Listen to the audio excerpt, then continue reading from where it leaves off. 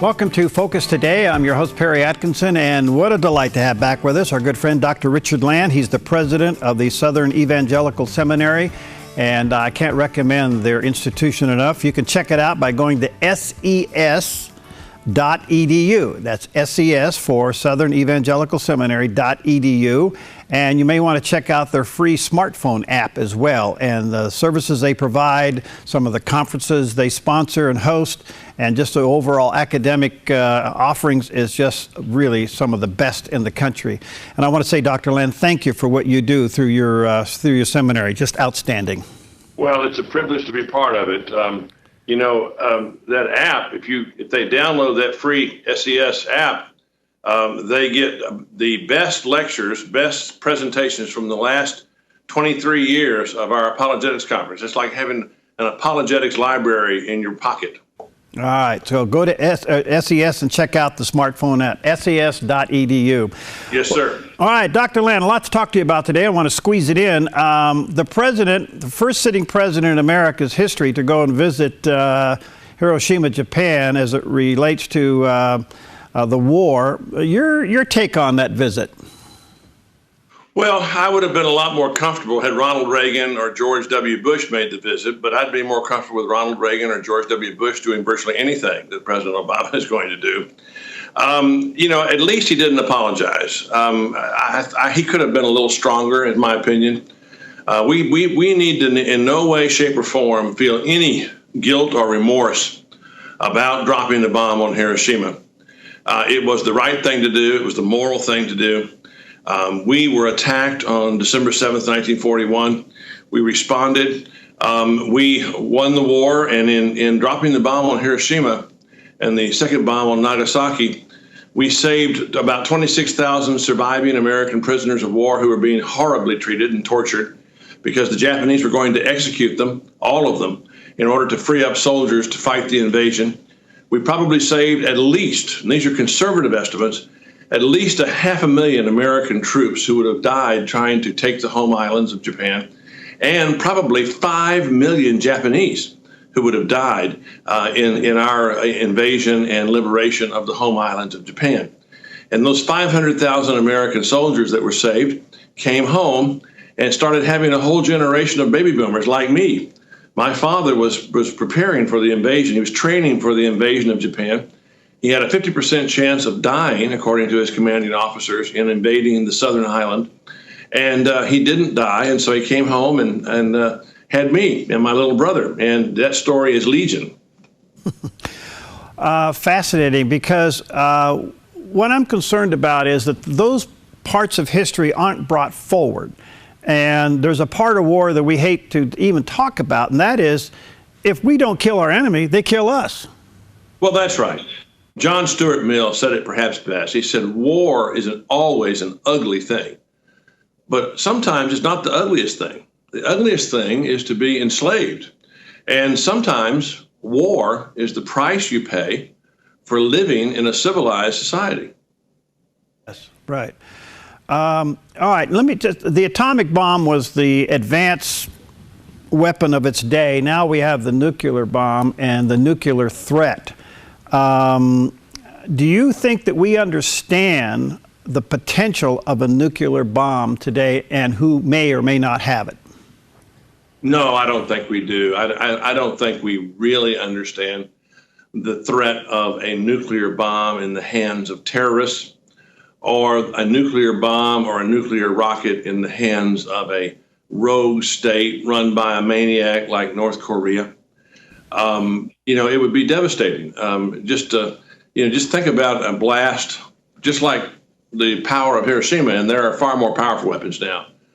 But a blast that would be equal to Hiroshima, if that thing were detonated in Midtown Manhattan at noon, it would probably kill 250, 300,000 people immediately. It would kill probably in the next couple of weeks from radiation sickness a couple of 100,000.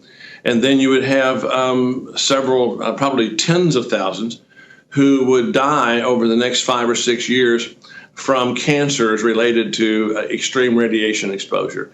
And it would probably shut down Manhattan in terms of it being radioactive for several weeks. It would be absolutely catastrophic. I don't think anybody can really imagine what it would be like. Now, just a little on the political side, Hillary Clinton says she's in favor of the nuclear Iran deal that we have with, or the deal that we have with Iran, and Trump says no, it's a bad deal. How important, in your opinion, is that particular issue as it relates to who somebody would vote for? Well, I think it's a very important issue because basically the Iran deal is, to put it in Donald Trump's deal, a really bad deal. It was a stupid deal that is heavily favors Iran, and it virtually guarantees that Iran will sooner or later get nuclear weapons. And they are already violating the treaties that say that they can't test missiles, long-range missiles. They're feverishly seeking to perfect long-range missiles that can reach Israel, that can reach Europe, and that eventually could reach the United States. And why is that so different from Russia having a bomb or China having a bomb? The people who run Iran are religious fanatics on whom deterrence doesn't work. They believe that their goal is to set up an Armageddon that will result in the emergence of a Muslim prophet who will then take over the world, and you'll have a worldwide caliphate where everyone is forced to acquiesce to Islam. So when you have people who really believe that, then deterrence doesn't work. Deterrence worked against the Soviets. Deterrence works against the Chinese. We don't know whether it'll work with the North Koreans, but it won't work with Islamic fanatics. And so we need to be doing everything we can to keep them from getting access to nuclear weapons and the means to deliver them. Instead, we are not doing that. This Iran deal is a horrible deal. That's why it was not submitted in the form of a treaty. It was an agreement, because a treaty would require 2/3 vote to ratify in the Senate by the Constitution, and they had no hope of getting it.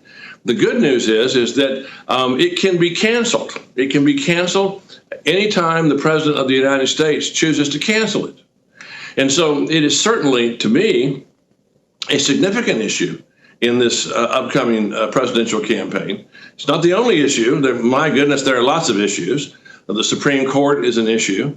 Donald Trump has made it clear in relying on the Federalist Society for suggestions about judges he might nominate, that he will nominate very different types of Supreme Court justices and judges than Mrs. Clinton would. And so that's another issue that's a huge issue.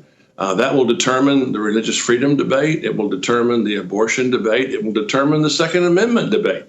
We're only one vote away from the Supreme Court redefining the Second Amendment. Yeah, right. One more on this area, because when we come back from the break, I want to get into one of the issues that you're exploring through your ethics issue on the ethics in emerging technology. And that is, it appears that, that Trump is moving forward at incredible pace. Now, yesterday was quite a bump with the media. And what's interesting about that is that Congress has an approval rating of 11%. The media has approval rating of 18%. He's the only guy that could take on the media and saying, you guys are doing a lousy job and you personally are a sleazeball. I mean, those are some of the words he used. And his ratings went up. And his ratings went up. What's your take? Well, Donald Trump is a phenomenon. He's a media phenomenon.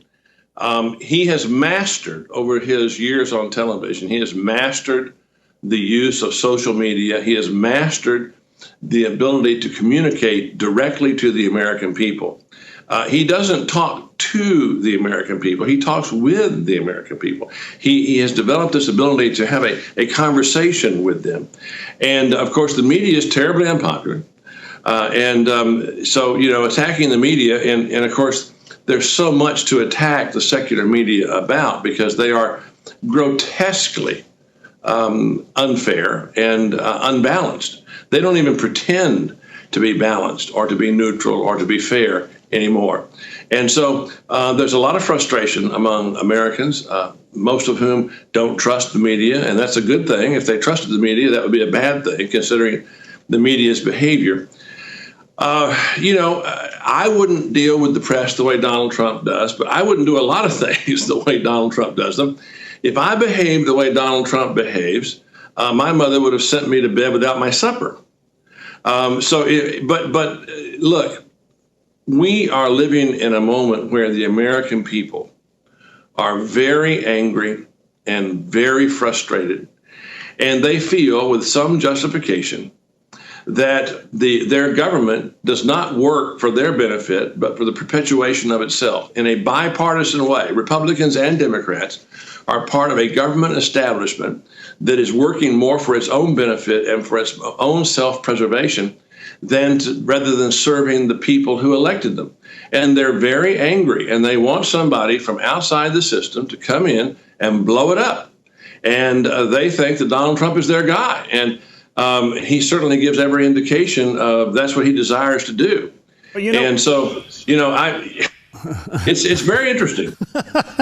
We've seen this before. At the state level, Jesse Ventura came from nowhere, became governor. You've had Sonny Bono get elected to Congress. You've had Arnold Schwarzenegger come out of Hollywood and become governor of the state. You have Steve Largent go to Congress. You had Ronald Reagan come out of Hollywood, come out of nowhere and go to the governorship. So now, why wouldn't a TV personality go all the way for the presidency? Well, in the age of, the internet, particularly, he has mastered this social media thing. I'm sure that there are television executives all over the country who are contemplating either going on antidepressants or suicide, because there's no need to spend a lot of money on television advertising anymore. Donald Trump has gone completely around the television industry, and he's manipulating the media like a marionette. Yeah, interesting. All right, let me take a break. Our good friend Dr. Richard Land's with us today, president of the Southern Evangelical Seminary. You can go to ses.edu is their website. And let me recommend that you do download their smartphone app. It is an incredible resource with all of the speakers from their previous conventions on apologetics. We'll be right back. I'm Paulina Leiser, producer of Focus Today. Thank you for watching this video, and make sure to check our other videos at theDove.us.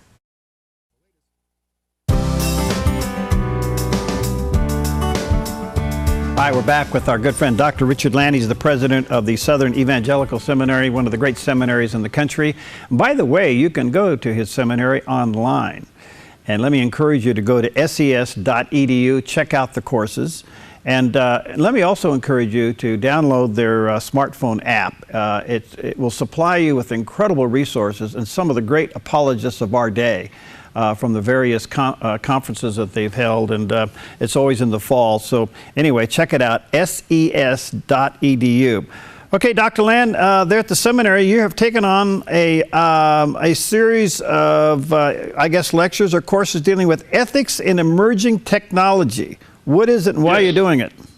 Well, because it's impacting our lives in many, many ways, in many unexpected ways. We are the only seminary I know of that has its own robot, and we're doing research with it. And we also have now taken possession of our Oculus Rift apparatus to talk about, virtual reality, which is coming. It's right around the corner. It's here. Just think about how the smartphone has completely revolutionized our lives. The smartphone and the internet. And, we're asking, okay, now what are the implications of this? How do Christians respond to it? We're taking on the role that Jeff Goldblum played in Jurassic Park, when he upbraided the scientists who recreated dinosaurs. He said, you were so consumed about whether you could do it, you never stopped to ask yourself whether you should do it. Well, we're going to ask, should we do this? And if we do this, what are the trade-offs? Because every technology has trade-offs. What are the trade-offs, and are they good trade-offs or are they bad trade-offs? And how, as Christians, do we relate to these trade-offs, and how do we protect ourselves from the bad things about the trade-offs? There's a lot of evidence now that when it comes to smartphones, that our virtual relationships are damaging our real relationships. All of us have seen people sitting in a restaurant, a couple, instead of talking to each other, they're both on their smartphones.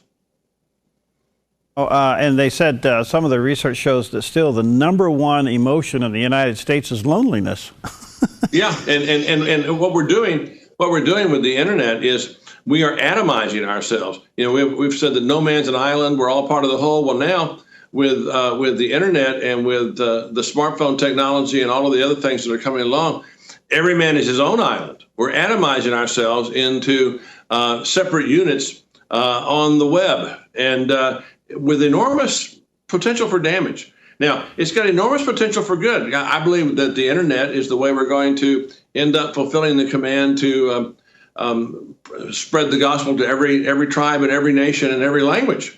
But it's also got tremendous potential for evil. And so it's not neutral. That's the one thing it's not. The emerging technologies are not neutral. And so we want to bring about discussions and research for Christians to help Christians to know how to deal with this new technology that is invading our lives at every level. You know, I remember years ago during the Reagan administration, Dr. Dobson from Focus on the Family was asked to sit on a commission to investigate the effects of pornography. Mm-hmm. And he came off that. He said, you know, my innocence was robbed by being on that commission. He saw things that would take years to leave his mind and his image in his mind. And here we are today as Christians. We're being bombarded with these images now on our phone. And I don't know if we're responding correctly. I mean, you can get rid of that image, you can get rid of it, but should you drop that person who sent it? I mean, at what point do we make these decisions? Well, for instance, the average age of exposure to hardcore pornography in the United States 20 years ago was 16. Now it's 11. And almost invariably, it's the smartphone.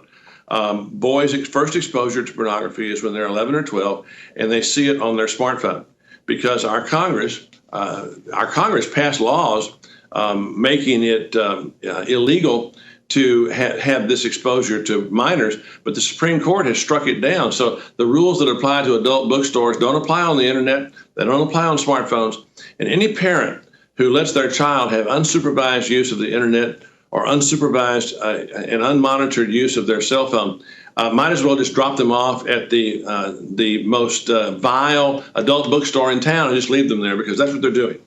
That's the deal. Let me move you over to another area. As you know, over the last couple of weeks, our presidents did another, seems like, dictatorial move by saying to schools, you will move your bathrooms to transgender friendly or gender neutral, or we're going to withhold your federal funding of education dollars. I'm amazed. I'm shocked that nobody has challenged him in his authority to do this, and yet everybody's scrambling to accommodate it. What's your take? Well, actually, the governor of Texas has led at least a dozen other states to challenge the president's action in federal court. States now have come together on that. And the reason is that the president's using the 1964 Civil Rights Law. He's redefining gender, and he doesn't have the right to do that. He doesn't have the authority to do that. Congress can do it, and then the courts can decide whether what the Congress did was right or not. But this president just totally ignored the Constitution, trampled on the lines of separation between the branches of government, and is seeking as a federal bully, using federal funds to force acquiescence like a dictator. You know, President Obama is not king. And we shouldn't be surprised. He's been ignoring the Constitution. He's been trampling on the Constitution for 7+ years. He knows what the Constitution says. He just doesn't abide by it, doesn't agree with it. Now, I'll tell you, here's where the issue is going to hit the fan, aside from the legal issue. And that is not bathrooms, but showers. And they're saying that showers have got to be gender neutral, in the sense that a man, a boy, a teenage boy, can say, you know, today I feel like a woman, and so he can go into a girl's shower. Now, I think that is going to lead to a revolt of parents. They're just not going to put up with that. They're not going to put up with men who have male biological features going into girls' showers. They're just not going to do it. And if they do, then it shows, if they acquiesce to this, then it shows that America has become a nation of invertebrates. Yeah. Some have said that this act alone is socially, emotionally, and spiritually molesting our children if it's allowed to stand. I had Dr. Jerry Johnson on the other day from the NRB, and he's now seeing how this will transfer over into our licenses as broadcasters as to whether or not we're going to be forced. And yet it appears at the moment, I understand there's 11 states now, and maybe more, growing as a coalition to fight this. But what do you think the church is going to do about this? I don't know. The church is pretty upset, I can tell you that. And, you know, the reason that the state of North Carolina passed the law that it did, overturning the ordinance here in Charlotte, is that 70% of people in North Carolina do not want this. 70% agree with the action that was taken by the state legislature. If the governor, who's a Republican and who is running for re-election, if he had not signed that bill into law, he would not be re-elected.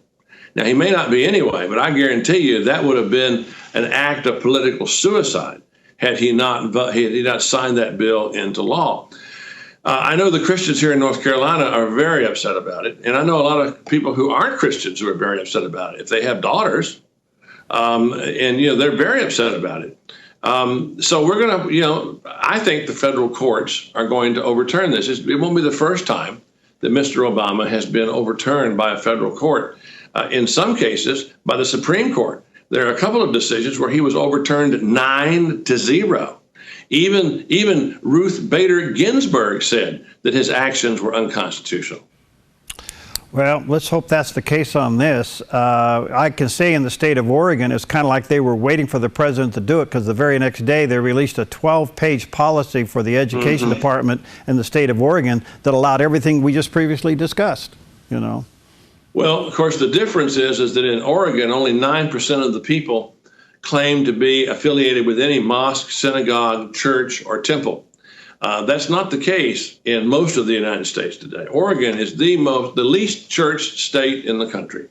I can tell you in North Carolina, where a considerably higher number are related to a church, a mosque, a temple, or a synagogue, they are hopping mad about this. Yeah, well, good. Thank you, Dr. Land, for what you do. Thank you for your long hours in providing the services you provide. And let me just say to our viewers and listeners, really, check it out, ses.edu. Well, let me just tell you, my son-in-law just graduated with a 2-year Master of Arts in apologetics. He did it in 3 years online from his house in Murfreesboro, and he never took a class that wasn't live. He did it live streaming. We have live streaming online classes at night so that anybody around the country, anybody listening to me, can get a degree from SES and never have a canned lecture. You'll be in class by streaming and able to ask questions and interact with the professor, and you can finish master's degrees and bachelor's degrees and even doctoral degrees.